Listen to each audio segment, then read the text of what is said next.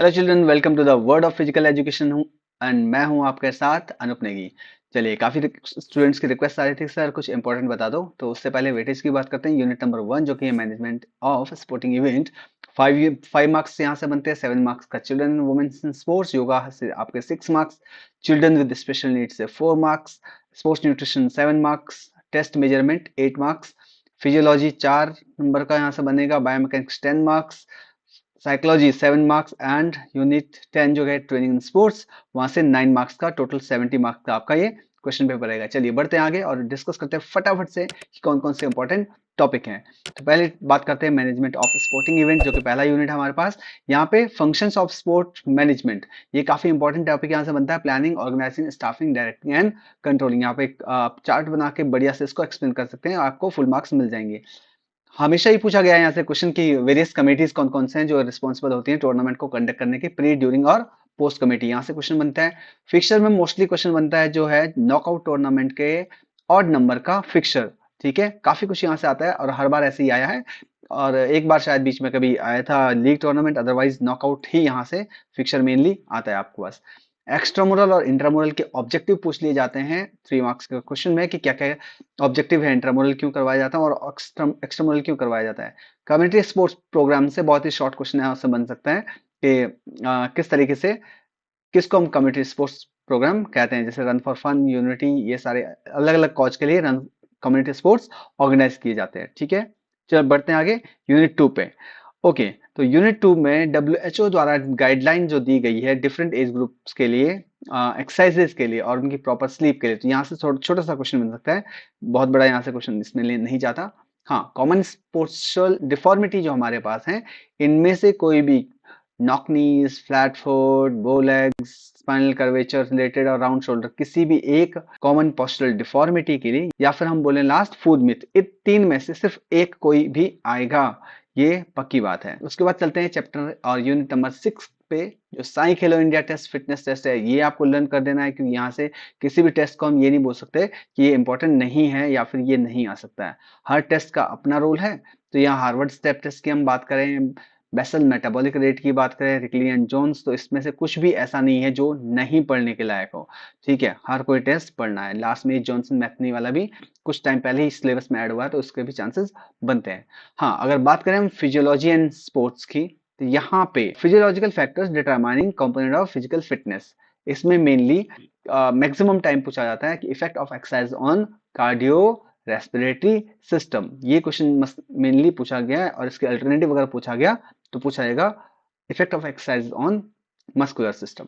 ठीक है, तो यहाँ से जो छोटे छोटे टर्म है वो एक एक नंबर 2 नंबर में पूछे जा सकते हैं, जैसा कि what is cardiac output, what is pulse rate, tidal volume क्या है, एयर वाइटल एयर कैपेसिटी क्या है। इस तरीके के 1 मार्क्स और 2 मार्क्स के क्वेश्चन यहाँ से बनते हैं। चलिए आगे बढ़ते हैं। अगर इंजरीज की अगर बात करते हैं हम, तो यहाँ पे soft tissue injuries, bone injury और जॉइंट इंजरी में से मोस्टली बोन इंजरी और सॉफ्ट टिश्यू इंजरी पूछ ली जाती है, और इसके साथ साथ पूछा जाता है कि कैसे इनको हम प्रिवेंट कर सकते हैं या फिर कैसे इसका ट्रीटमेंट कर सकते हैं। तो राइस माइस प्राइस को लिखना और पढ़ना ना भूलें आप, तो उस पर एक बार जरूर जाइए। ग्रीन स्टिक फ्रैक्चर बहुत बार शॉर्ट आंसर में या मल्टीपल चॉइस क्वेश्चन में आ जाता है कि ग्रीन स्टिक फ्रैक्चर कौन से हैं, तो इस तरीके से यहाँ से क्वेश्चन बनेगा।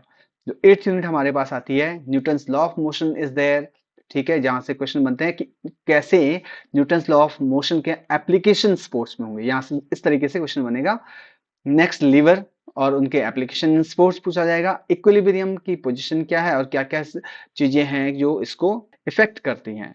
सेंटर ऑफ ग्रेविटी पॉइंट बहुत छोटा सा पॉइंट है लेकिन इंपॉर्टेंट है, तो पढ़ लीजिएगा एक बार। बाकी यहाँ से फ्रिक्शन छोटे क्वेश्चन में पूछा जा सकता है। अब प्रोजेक्टाइल मोशन में फैक्टर्स कौन कौन से होते हैं जो प्रोजेक्टाइल मोशन और ट्रेजेक्टरी को इफेक्ट करते हैं, तो ये यहाँ से पूछा जाएगा।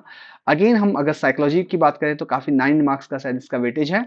तो इसमें हम देखें पर्सनैलिटी के टाइप्स आपको पढ़ने हैं, ABCD, dimension, physical, mental, emotional and social. उसके अलावा मोटिवेशन और टेक्निक्स ऑफ मोटिवेशन यहाँ से पूछा जाता है। बाद में आते हैं हम एग्रेशन की तरफ। तो एग्रेशन को आप डायरेक्टली भी क्वेश्चन पूछ सकता है, अदरवाइज इस तरीके से भी पूछ सकता है क्वेश्चन कि किस तरीके से एग्रेशन इंपॉर्टेंट रोल प्ले करता है स्पोर्ट्स में।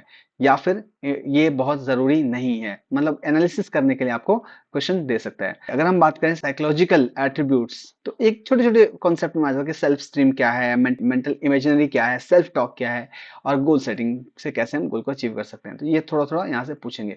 लेकिन यहाँ पे जो मेन क्वेश्चन ज बनेगा आपका, वो बनेगा साइकोलॉजी में आपका जंग्स क्लासिफिकेशन इंट्रोवर्ट, एक्सट्रोवर्ट और एम्बिवर्ट से, जिसमें कि उसने कैसे एनर्जी गेन करते हैं, वो सारा बताया गया है। और बिग 5 थ्योरी यानी कि आपका ओशन मॉडल से। तो ये 2 बहुत ही इंपॉर्टेंट यहाँ से, ये तो पक्का पढ़ के जाना है और इसको बिल्कुल ही दिमाग में बिठा दीजिए किस तरीके की कैरेक्टरिस्टिक्स किसकी हैं। अगर इसके लिए आप वीडियो देखना चाहें तो वीडियो भी देख सकते हैं, आई बटन पे भी दे दूँगा। नेक्स्ट बढ़ते हैं अगर ट्रेनिंग स्पोर्ट्स। अगेन एक बहुत ही अच्छे वेटेज के साथ ये यूनिट आ जाता है, ट्रेनिंग इन स्पोर्ट्स। यहाँ पे हम डिस्कस करते हैं कि किस तरीके से ट्रेनिंग मेथड को हम अप्लाई करते हैं to develop our components of physical fitness like strength, speed, endurance और फ्लेक्सिबिलिटी, राइट? चलो तो आगे बढ़ते हैं। ये टैलेंट वगैरह थोड़ा सा आ जाएगा कि कैसे टैलेंट आइडेंटिफिकेशन किया जाता है एंड ऑल। बढ़ते हैं आगे। यहाँ पे मैंने टाइप्स की बात करा था, कैसे स्ट्रेंथ को डेवलप किया जाता है, एंड्योरेंस को और स्पीड को। इस तरीके का क्वेश्चन यहाँ से बन सकता है। फ्लेक्सिबिलिटी के लिए भी सेम क्वेश्चन बन सकता है। एक 3 मार्क्स के क्वेश्चन में अच्छा सा पूछ सकता है वो, ट्रेनिंग साइकिल क्या है, माइक्रो, मेसो और मैक्रो। तो ये एक ट्रेनिंग साइकिल आपको देखने हैं, ठीक है? अभी लास्ट क्लास में भी हमने इस बारे में डिस्कस किया था, आई बटन पे इसका लिंक मिल जाएगा आपको, वहां से आप तुरंत से चेकआउट कर सकते हैं। सर्किट ट्रेनिंग के बारे में पूछा जा सकता है कि सर्किट ट्रेनिंग क्या है। तो एक सर्कुलर पाथ में अलग अलग स्टेशन बना के अलग अलग एक्सरसाइज वहां पे डिस्ट्रीब्यूट करके हम लोग एक साथ बहुत सारी एक्टिविटीज को करवाते हैं, तो उसकी अलग ही इंपॉर्टेंस होती है सर्किट ट्रेनिंग की। तो इस तरीके से कहीं ना कहीं सारे इंपॉर्टेंट टॉपिक बनते हैं आपके फिजिकल एजुकेशन से, ठीक? तो मैं उम्मीद करूंगा कि आप लोग को ये छोटा सा वीडियो हेल्पफुल रहा हो। और एक बार वेटेज वाला पेज में लास्ट में छोड़े जा रहा हूँ, चाहे तो आप एक बार इस पर देख लीजिए और इस हिसाब से अपने एग्जाम की प्रिपरेशन करिए। मेरी तरफ से आप सबको ढेर ढेर ढेर सारी शुभकामनाएं हैं। बहुत अच्छा सा पेपर करिए, अच्छे से मार्क्स लाइए और जितना भी आप चाहें फ्लो चार्ट यूज करिए, आप टेबल बनाइए, ठीक है? और स्टिक डायग्राम योगा वाले में बनाइए। जितना भी आप डायग्राम का यूज करोगे, जितनी आप प्रेजेंटेशन रखोगे, उतने ही ज्यादा मार्क्स आने के आपके चांसेस बनते हैं। और किसी क्वेश्चन में अगर लॉन्ग आंसर टाइप क्वेश्चन है तो 5 हेडिंग्स आपको कम से कम बनानी है, उसके अलावा भी थोड़ा एक्सप्लेन कर दीजिए। 5 के अलावा भी आपको कुछ पॉइंट्स याद आ रहे हैं तो उनको अदर पॉइंट में नीचे लिख लो। इसी तरीके से आप 3 मार्क्स का क्वेश्चन सॉल्व करेंगे, जहां पे 3 हेडिंग तो आपको लिखनी ही लिखनी है, थोड़ा सा एक्सप्लेनेशन करने के बाद। उसके बाद अगर आपको अदर पॉइंट आते हैं तो उसको लिस्ट डाउन कर लीजिए और चाहो तो ऊपर टेबल बना लो ना, इस तरीके से फ्लो चार्ट टाइप का बना लीजिए कि इतने इतने टाइप होते हैं, तो 3 की जरूरत है तो 3 को ही क्या है वो एक्सप्लेन कर रहे हैं। इससे एग्जामिनर जो चेक कर रहा है उसके माइंड पे आपके लिए एक पॉजिटिव इंपैक्ट पड़ता है कि बच्चे को ये सारे पॉइंट भी आते थे, but as per the requirement इतना ही लिखना था तो इतना ही लिखा। तो ये सारी कुछ खास बातें हैं जिसमें का जो भी इंपॉर्टेंट लाइन है आपके बीच में उसको अंडरलाइन कर दें। आपको सिर्फ ब्लू पेन यूज करना है, ये आपको पता है, तो ब्लू पेन से ही उसको अंडरलाइन कर दिए, सो दैट की पॉइंट्स जो हैं वो हाईलाइटेड रहें। सो इन्हीं सारी शुभकामनाओं के साथ जय हिंद, जय भारत। बढ़िया से करिए, स्वस्थ रहिए, मस्त रहिए, tata bye bye, best wishes, all the best.